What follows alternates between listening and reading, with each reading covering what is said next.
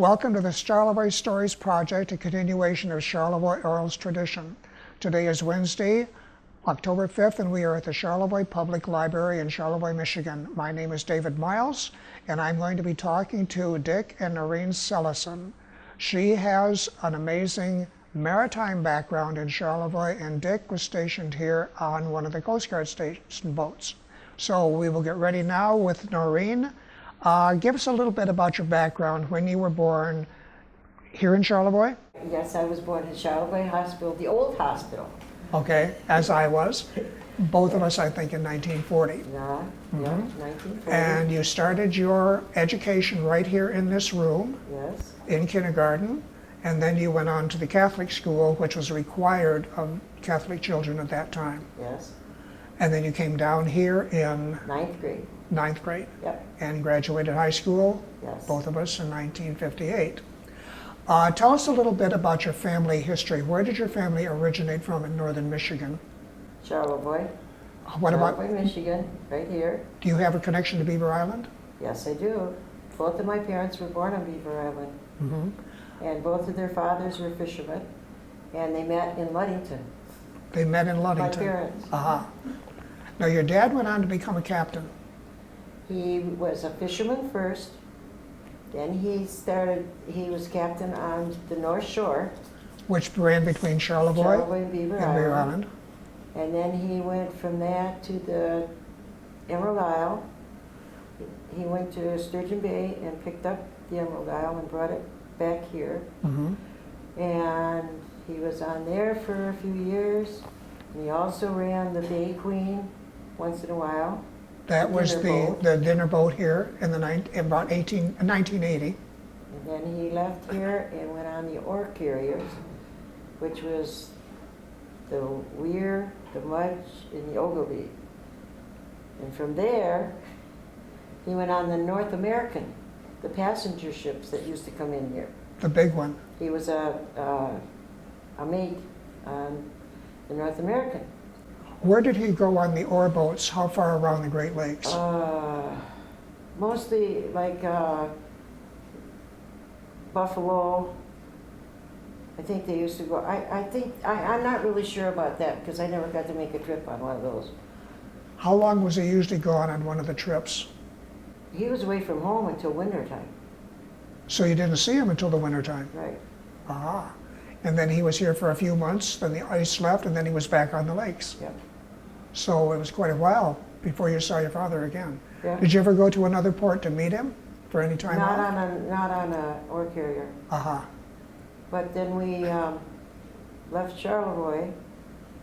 He did winter keep on an ore carrier in Lorain, Ohio. And we lived on that ore carrier most of the winter. You lived on it? Yeah, we lived right on there. Because he had to stay there. He maintained for the winter. Okay. Finally, we got a house. Now, Dick, your background, where did you grow up? Where did you come from? I came across the lake from Green Bay, Wisconsin. I was born in 1938. And after high school, enlisted in the U.S. Coast Guard. And in 1958, I was stationed on the Sundu, Coast Guard cutter Sundu in Sturgeon Bay, Wisconsin, which at that time, I think I was there about a year, and then they transferred the Sundu over here to Charlevoix. Right. And from there, I moved on. I transferred off to Sundu, okay? Went to Duluth, Minnesota. And from Duluth, I went to Bayfield, Wisconsin. I was stationed officer in charge of a search and rescue unit there in Bayfield, Wisconsin. And from there, I believe we went to Two Harbors Lighthouse in Minnesota. To the lighthouse itself? You were lighthouse keepers? Yes. How long did that last? That lasted three years. Very enjoyable. Were your kids with you at the time? How did they get their education? No, we weren't out on the water. Oh. We were on land. Oh, you were on land, okay. Because when I think of a lighthouse, even though Charleroi got one, I think of something sitting out in Lake Michigan. No, okay. Yeah, this one was on Okay. shore. When at you the were harbor. stationed on the Sundu here, what was your position? Back in '58, I was a cook. I stayed on the Sundu for 4 years, and then I got out. Okay. And then about 9 months back later, I came back. Now you had a major role, a very major role, in the rescue of the 2 men who were on the Bradley when it went down in Lake Michigan in November of that year, right off Beaver Island, on the far side of Beaver Island. And according to the book that was written about this, you were on the bridge with the captain during the search and rescue mission. Nothing had been found to that time except a few unfortunately perished bodies. And you were looking out through your binoculars. Can you tell us what happened? Well, you know, it's so long ago. I kind of forgot about it until I read the book. And anyway, the cook's responsibility when search and rescue was in effect was on the bridge as a lookout to see if you can see any objects out in the water. Well, apparently I was up there. I said, I see an object in the water off the, I think it was the port bow. And Captain Muth was the skipper at the time. And he took the binoculars, I believe, and looked out the binoculars and saw the object. And from there, you go to your other search and rescue position, which I volunteered to go in a ramp boat with Jack Copens. I think you remember Jack Copens. He was on board the ship as well. And sure enough, off the port bow, if I remember correctly, were 2 men on a raft. And they proceeded to bring them on board ship, get them warm. In fact, the corpsman Toussaint was also on board ship. He took care of the men. Now this was in very rough conditions. How long did it take to get the men, for you to get to them and then to get them onto the boat? Quite a while. I can't recall how long the time. You know, when you're young at that age, back then, all you think about is search and rescue, and everything else is out of your mind. You don't put it in your mind to remember it. So I really can't recollect. I know it felt like it took days, you know, because of the seas. Mm-hmm. And to get them on board was really treacherous. I didn't have anything to do with that. Was John Massey and a couple of the other guys that were on board who were on what we call the cargo net over the side. Were fighting to get Mays and Fleming on board the ship. When you spotted them, did you have any idea that these men might be alive? No, I did not. So you had to get it right up close and personal before you could determine that they could be rescued. Exactly. Mm-hmm. And that was a tough job for them men that went over the side to get Mays and Fleming to get them on board the ship. Because it was just terrible, terrible conditions out in there in the lake at the time. So they were the only 2 of the crew of 35 who survived. Yes. And I believe there were 8 bodies brought in to Charleroi with them at the time. That was all that had been found at that time. And the bodies were taken into City Hall, which was made into a makeshift morgue before they even notified the families that they had found them. So Mays and Fleming went into the Charleroi Hospital to be treated. And then you lost contact. And then something happened in Florida. I think this is an absolutely wonderful story. So can you pick it up when you were in Florida? I don't know what year it was, but it was not too long ago. We were coming out of Walmart in Zephyr Hills, Florida, and where we were parked, we put our groceries. We hadn't been down there very long, and this lady was standing next to us at her car. So I went out. I'm not going to say what I was going to do, but anyway, I went out to talk to, just to talk to her, because it was getting warm and I didn't want to get in the car yet. So we got talking, and she says, I have to go back up north. And I said, you do? Where do you go? She says, we gotta go back up to Rogers City. I said, really? I said, well, we're from Charlevoix. You are? Well, my husband used to own a farm there. I said, he did? You know how you go? And I said, who is he? She said, Frank Mays. I said, really? So then I had to tell her the story about the night that the Bradley went down, that it was my husband that spotted the raft. She says, oh, Frank will be so excited to see you. So when he came out of the store, she told Frank, he shook his hand, he hugged him, you just can't, it was just, that was the first they'd met. Even though you had the flight deck at that time here in Charlevoix? When he was working at Medusa? No. Oh. Oh, No, we didn't have that till 78. okay. Okay. So that's why you never crossed paths here. No, But there you were in Florida in a Walmart parking lot, yeah. and you just wonder if somebody is up there maneuvering some strings and bringing the two of you together. Yeah, it had to be. I figured it was 50 years then, it had to be, because that was in well, what was it, 98? Somewhere in there, yeah. When we met him? Yeah. So it's been, but he only lives 8 miles from us. In Amazing. Florida, yeah. Uh-huh. Yeah. Did you keep in contact with him afterwards? No, but we're going to this winter. Uh-huh. And also, Captain Muth is down in Florida also, but we haven't seen him.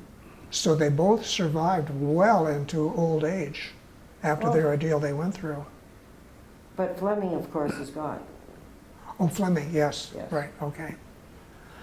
But Captain Muth, he's got to be, Oh, oh, he's older. He was, Captain Muth, I believe, is older than Jack Copeland's was.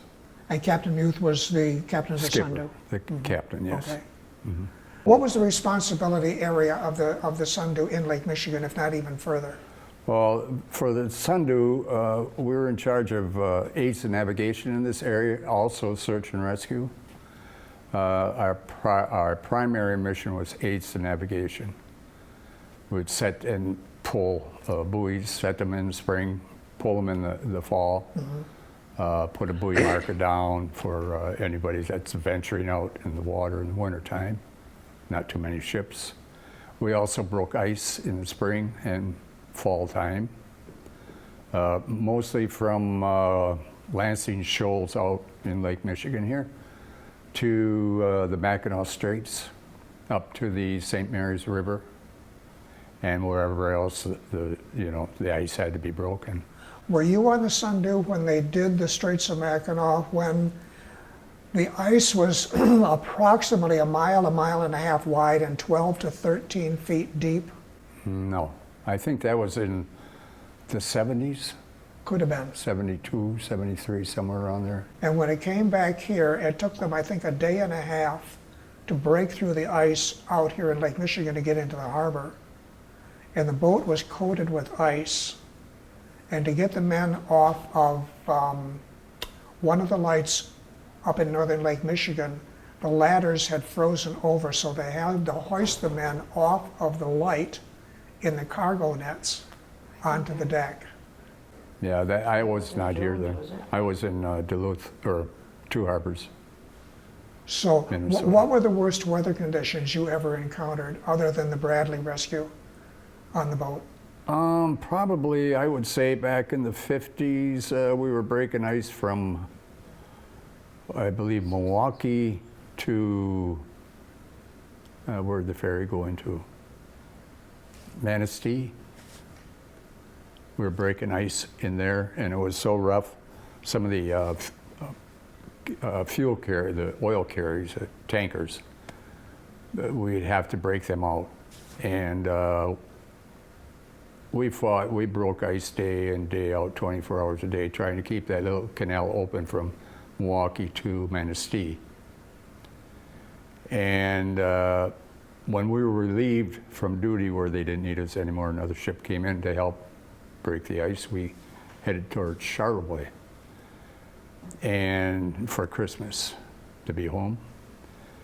And we got, maybe 3/4 of the way to Charlevoix, and it got rough. We hit open water, and it got so rough that ship was icing up so bad that the skipper said, if you want to get home for Christmas or get home at all hands on deck and start chipping ice. That was from the seaman right up to the skipper.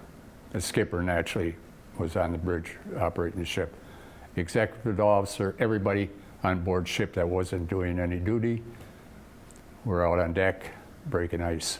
There was so much ice on it. It could have become top heavy? Exactly. And that's the bow was dangerous. starting to go down. And that's when he stopped. Everybody on deck broke the ice. The cables are about that size.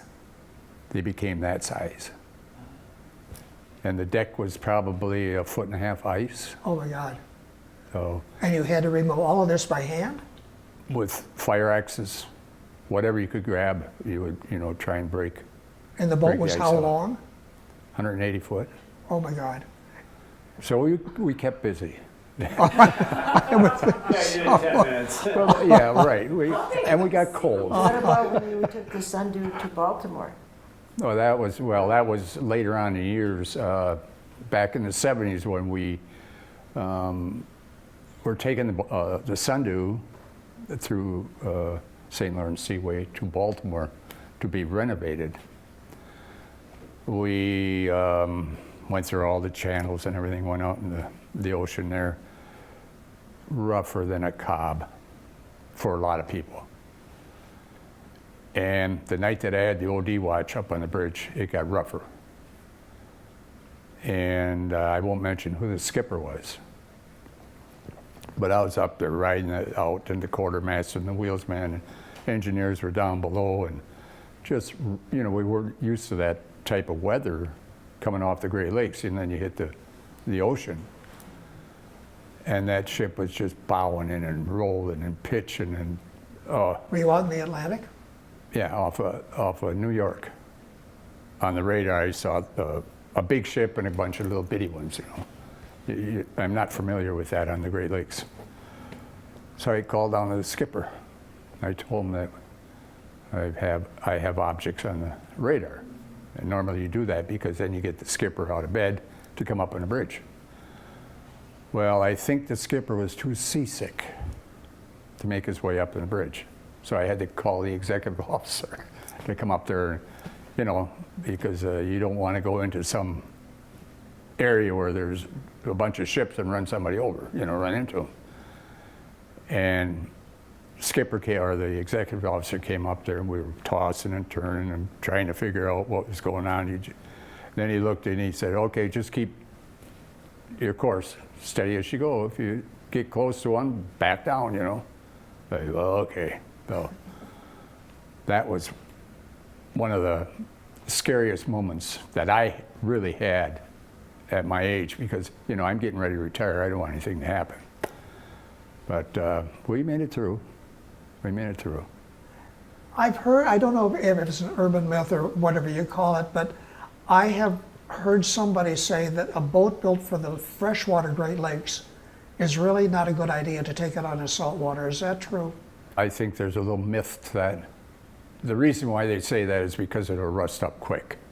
But most of the Coast Guard ships are maintained very well. Okay. They got coats of paint on them that protect them in saltwater or freshwater. We use the same type of paint. Now, maybe that might be true if it was, bare metal. Because in the Great Lakes, they don't rust as quick as they do in saltwater, Right, in salt, naturally. right. You can tell by cars in Michigan in wintertime. Right. Yeah, Especially on the left-hand side where you get all the splash, yeah, like in my car. yeah. You mentioned going out and retrieving the buoys, the navigational aids. Charlevoix has always been a major port for buoy restoration. Did you bring them back here to Charlevoix? Brought them back to Charlevoix in various places like St. Ignace, Mackinac City. We could drop them off at various places where they're in that area where we retrieved them from. Well, we have a picture at the Historical Society Museum of a buoy lying on its side down here at the Coast Guard station on the upper channel, where they brought them into the old warehouse to be redone. And I Googled the name on the buoy, and it's from somewhere in western Lake Superior called Stony Point. I can't remember right offhand. But it's a famous, actually, freshwater surfing area on the Great Lakes. I didn't know this before.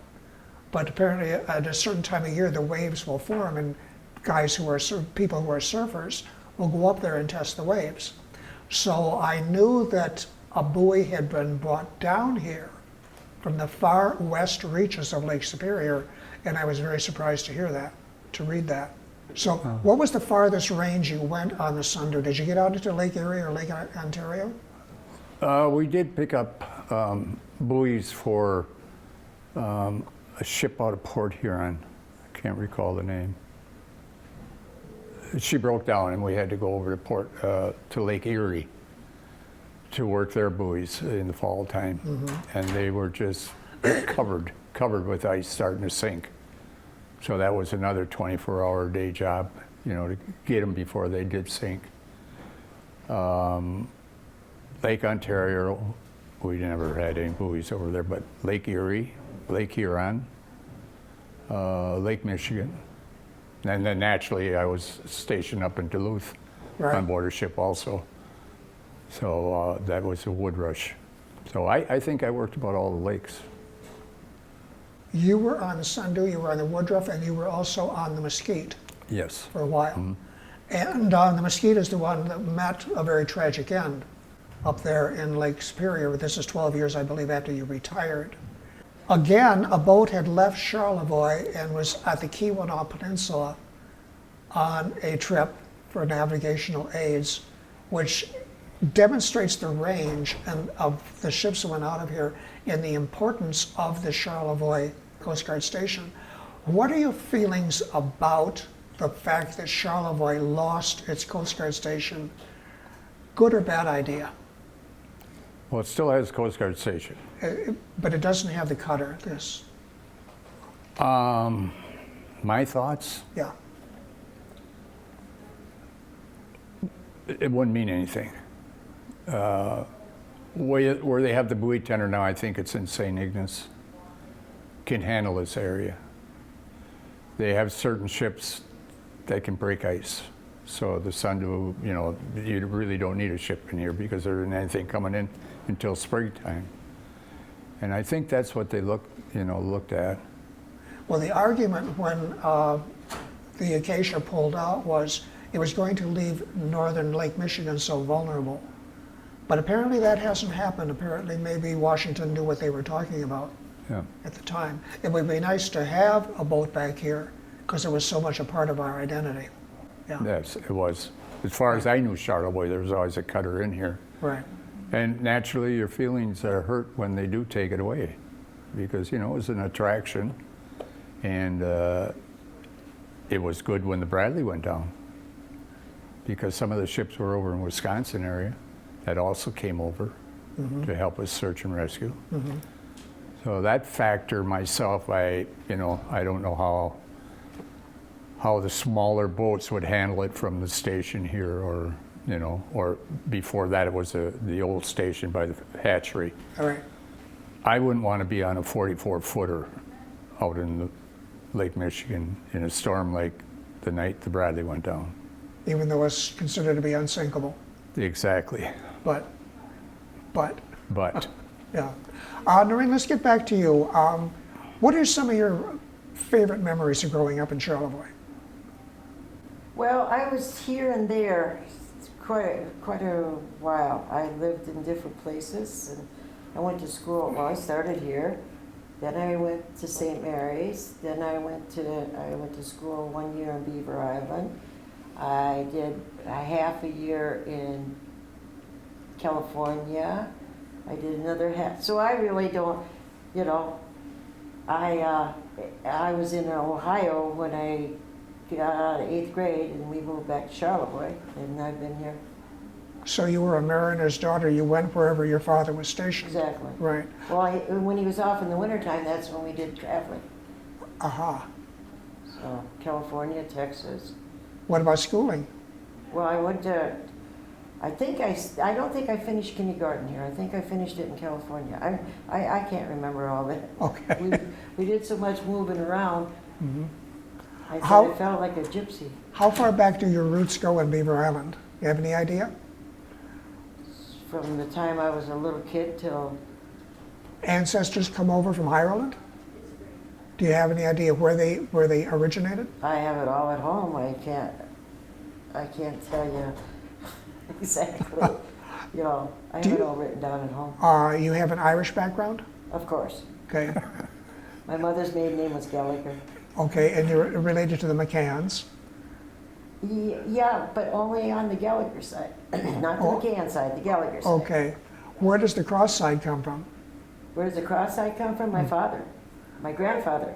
And he came from, do you know I who? think they started out in New York and ended up on Beaver Island. It sounds like it might be an English name or Scotch. I have, how do you say it, a variety. Okay. Irish, Dutch, German, English, French. Has the maritime blood come down through a lot of people in your family? Because the cross fisheries here you're related to. Well, that's because they were all fishermen. Okay. And my grandfather, my mother's father was a fisherman. So on the island. My mom and dad were both born on Beaver Island. Okay. But the Cross family left when my dad was 3. And he's the youngest of the boys. There was 9 boys. Was Johnny Cross his brother? It was the oldest brother. Okay. And John Cross is the one who established cross fisheries Yep. here in Charlevoix in 1945. Unless my grandfather did. He might have started the fishery and then it just, like I said, I should have brought the envelope in that has my whole life history in it on the cross side. Okay. But I have another envelope with the Gallagher side, so. So have you traced your family back? Are you interested in genealogy to see where all this comes from? I have it written down. Okay. And on my mother's side, her mother, which she lost when she was 2 years old, and was married to my grandfather that lived with us. And they came from Prince Edward Island. Canadian? Yeah, but Uh-huh. then they went to Otisville. You know where Otisville is? No. It's between Davidson and Flint and down that area. Southeast Michigan. Okay. And she came to Beaver Island to work over there and met my grandfather. I'm just trying to think of the crosses. It's like there was so many of them that, I know it's a huge family.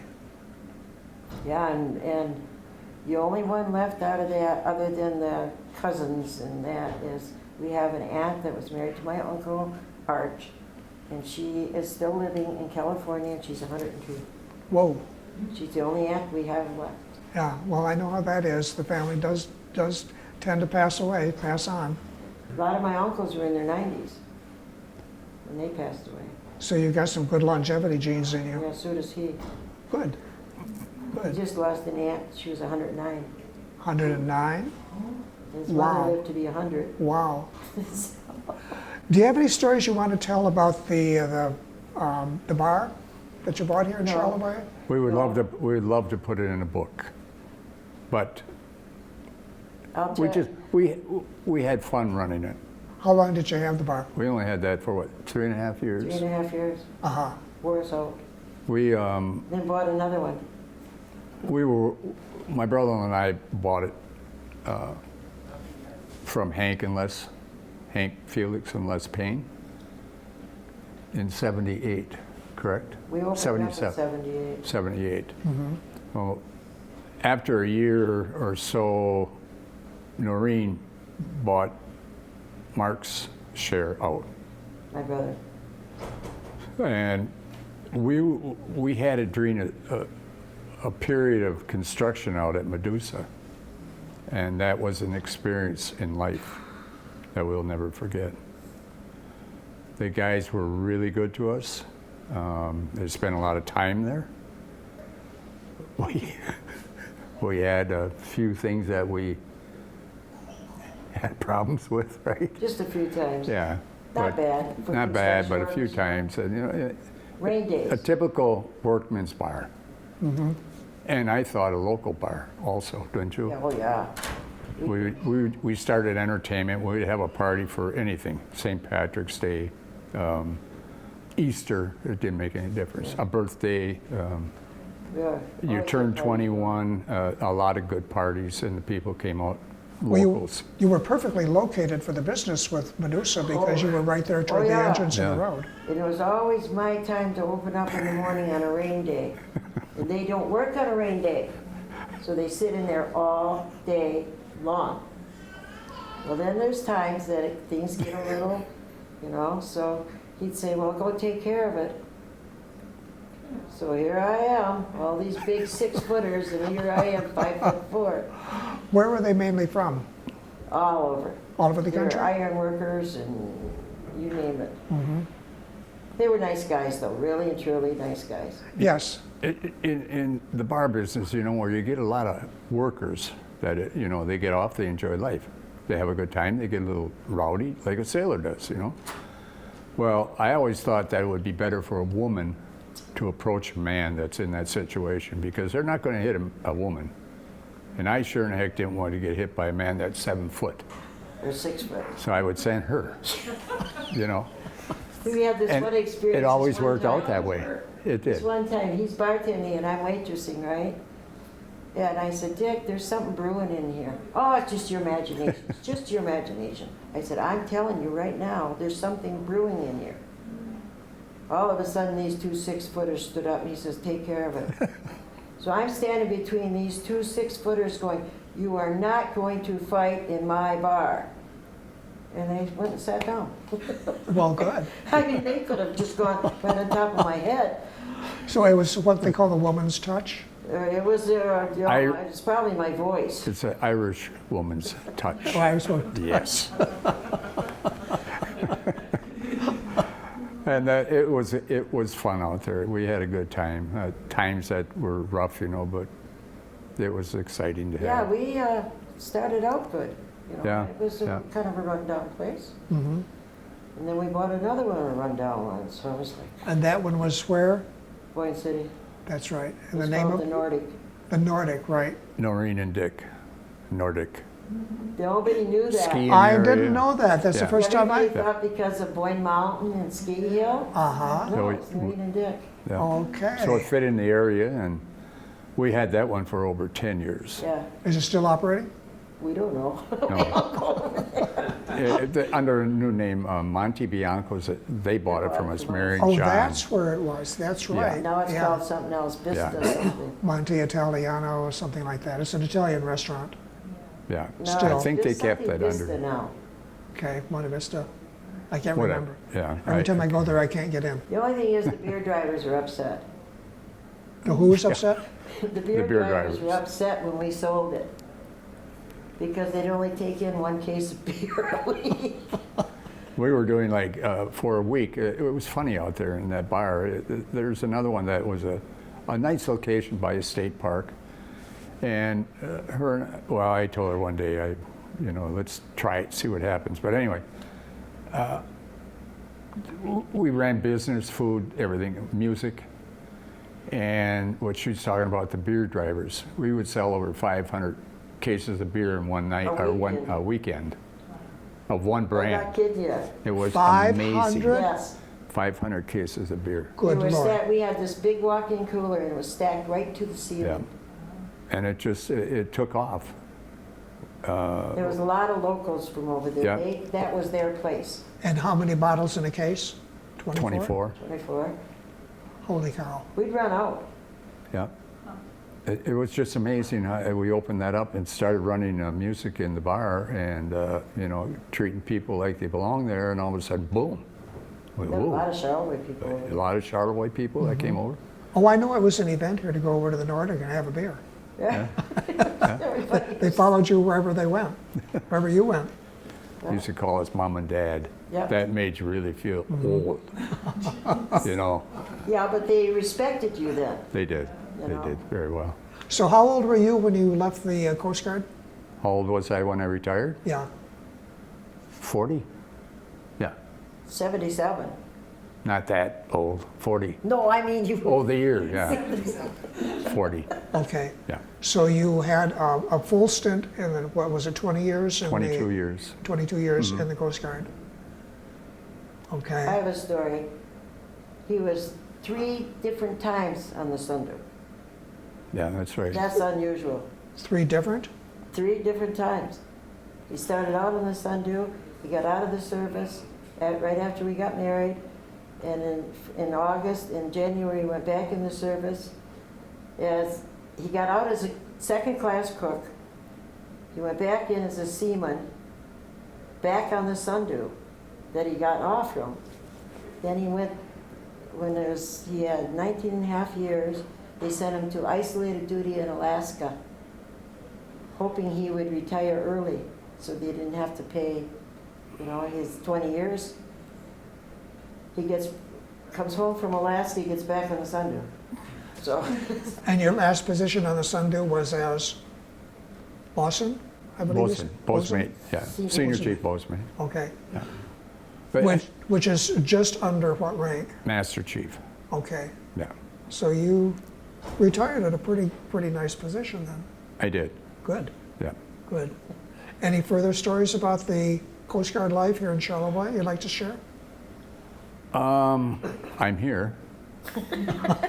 I must like it in the area because we're here, and I never thought I'd leave Green Bay. Of course, I met her, and Noreen, I should say. And we chummed around together. I was enjoying life with her, and then I asked her to marry her, and she accepted. That was her mistake, but anyway. And we've had a nice life. So Charlevoix, to me, is my life. I met my beautiful wife, Noreen. Irish, naturally. But we enjoy life here.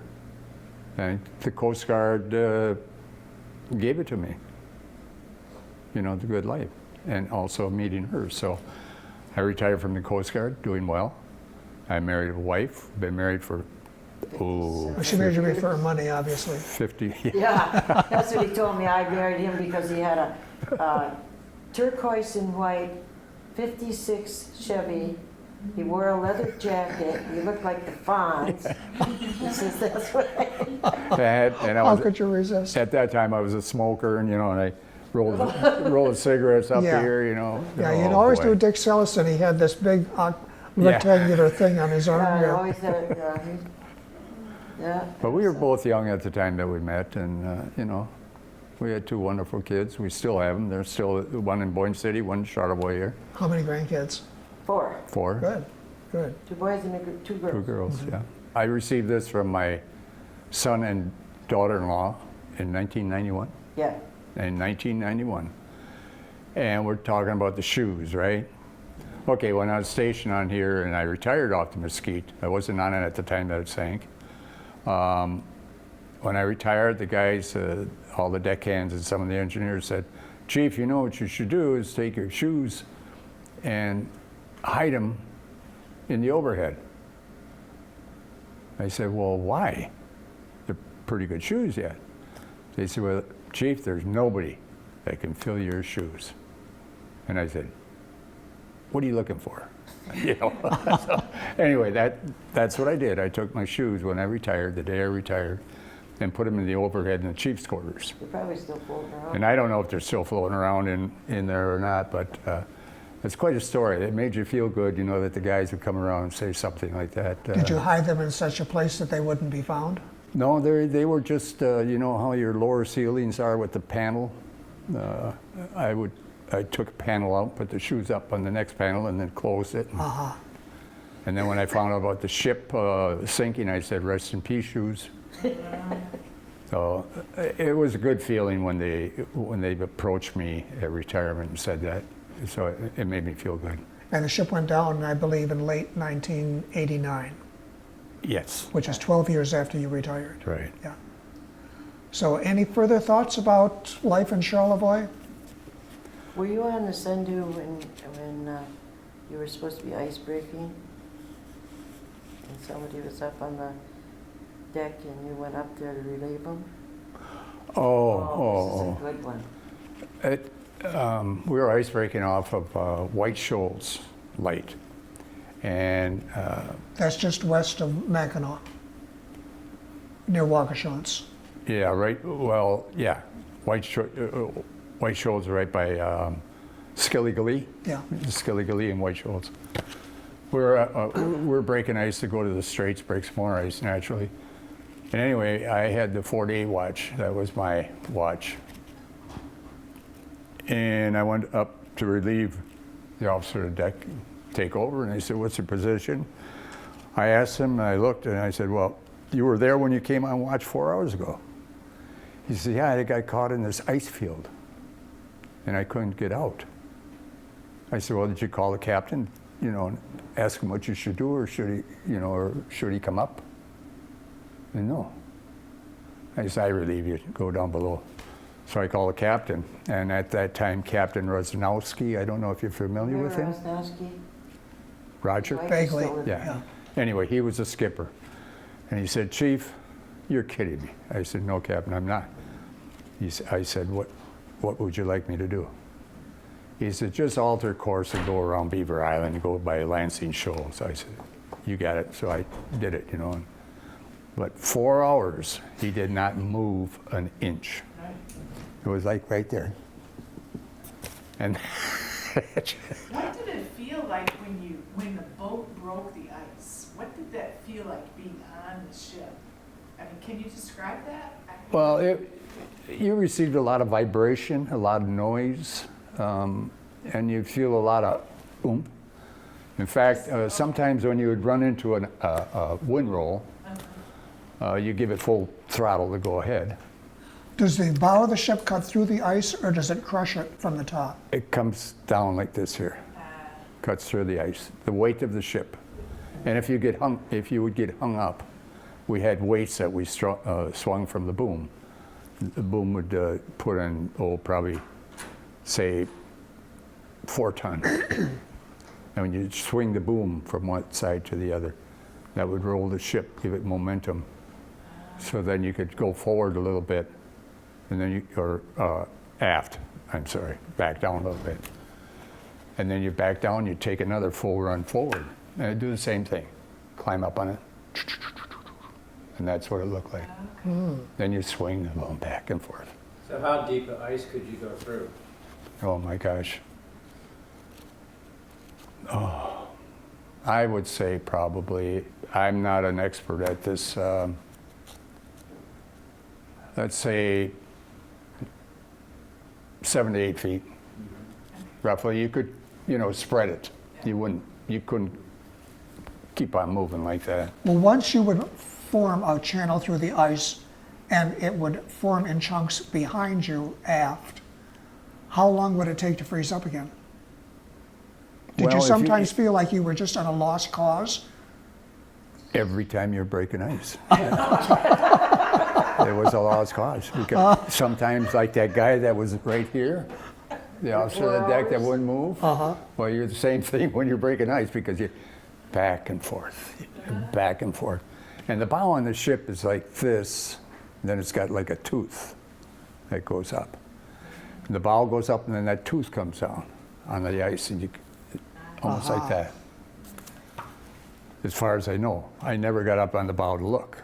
So that's what I was told anyway, So if there are 2 or 3 ships that are caught in the ice and you get ahead of them and you cut a channel, now obviously if you're going, they will then follow you, and that will keep the channel open, but only as long as the last ship goes through and then it comes in again and freezes. Exactly.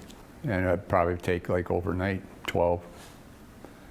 A lot of times what we do, we just relieve the pressure and let the ship go through its own, you got solid ice here. So one ship like here, and the breaker here, the breaker go alongside that ship, back down, relieve the pressure of the ship, or the ice from the other ship.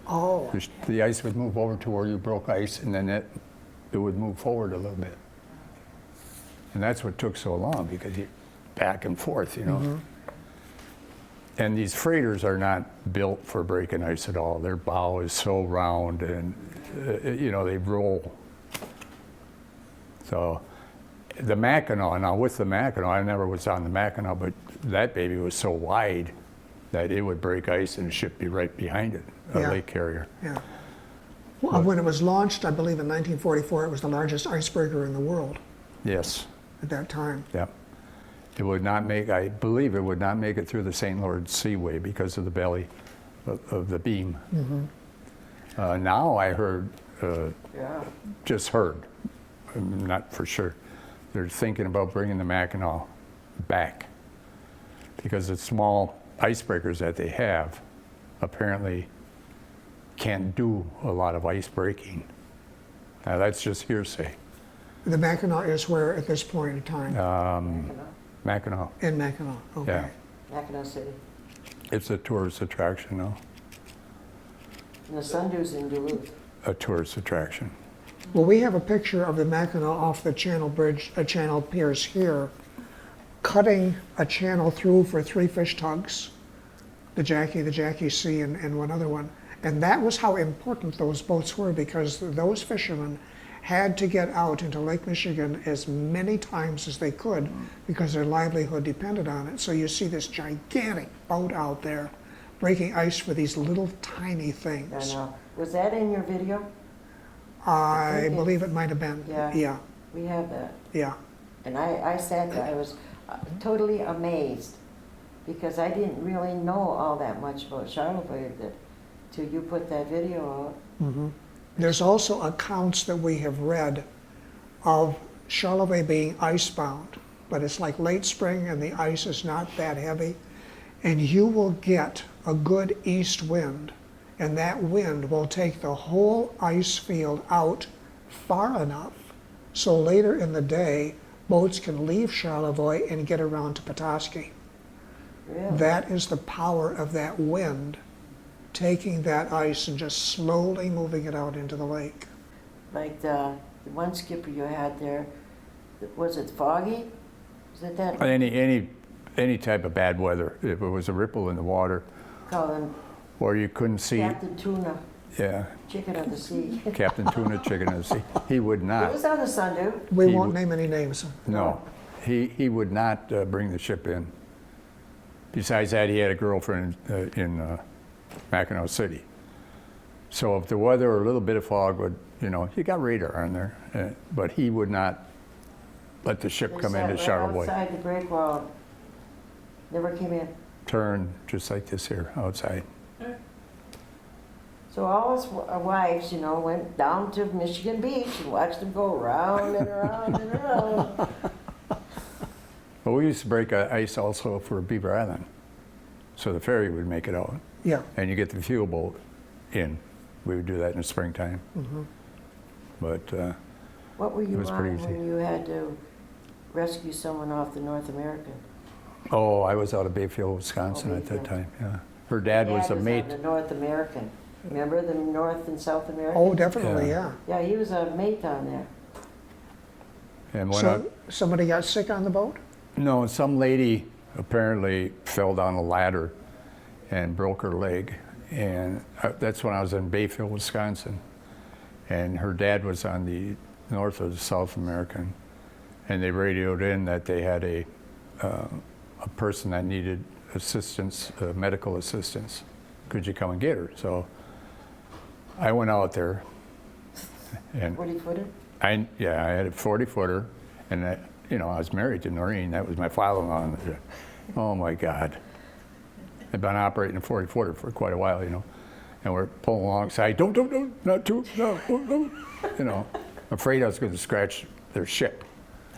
And I looked up. I said, "Calm down, That lady's more important than a piece of paint on your ship." But anyway, it was funny, So we got the lady off the boat and got her in, in time. She had He was just telling him how to do broke it. her leg a little bit. Oh, that must have been a delicate operation because you It don't want was to to get move it- people Yeah. in that condition. You put them in a litter and drop them over the side real slowly, and lower her down, and then we scoot her into the dock in Bayfield, and the ambulance came and got her. Wow. You know, one of my Oh, dad's did? stories when he was be out fishing, and the North and South American would go by or come in here or whatever, and he used to dream, oh, it'd be so nice to be on one of those. He worked on both of them. You probably loved it. Yeah, it was a job. Well, then he left that, and he went on, he was a pilot on the foreign ships. They'd bring him up the rivers, is that what it was? St. Lawrence. Yeah. Yeah. And he was only home 5 days out of the month. Because then he worked out of Port Huron Mhm. and come into Detour and get off the, what was it, a fish tug that picked him up out and brought him into Detour. Well, My they- mother'd run up there to Detour and pick him up, bring him They home. call them bumboats. Bumboats. Yeah. And this one time, they got as far as the Mackinac Bridge, and they said, "Are you Mark Cross?" "Yes." "You wanted back." They had to turn around and go back to Detour. And he retired in year before you. Yeah. So how many search and rescues would you do a year? On what? Well, either the boats, when you're on the sea. Not Sunday. Not that many. Okay. No, not really that many. But we were there when they needed us. Mhm. Yeah. They always said, you know, semper paratus, always ready. And we were there, you know, that was a job for us to save the lives and property, and that's what we did very well. I love the Coast Guard. You know, 22 years of it, I loved it. First floor, I couldn't stand it, but the rest of the time I could. There was an old saying, I'm going to paraphrase here to the effect that when you went into the Coast Guard, you had to realize that there was always a guarantee that you were going to go out, but there was never a guarantee that you were going to come back. You always have to go out, you never have to come back. Right, Yep. And that's the motto of the Coast Guard. right. And it's true. And if you remember the Bradley at all, that's one incident, probably the largest search and rescue I was on while I was in the Coast Guard. And the most dangerous that I thought. The other ones Go out were, to the museum up there in the other ones were just, you know, boats going Whitefish aground, tow them off. River And, City. Oh, no. but anyway, Well, Dick and Noreen, this has been a pleasure. Thank you so much for sharing this with us, and we have learned probably more than we ever thought we would about life in the Probably Coast Guard here in a lot of things. Charlevoix. well, I hope we could help you out. Well, I thank hope you we very did. much, both of you. You're very welcome. Thank you.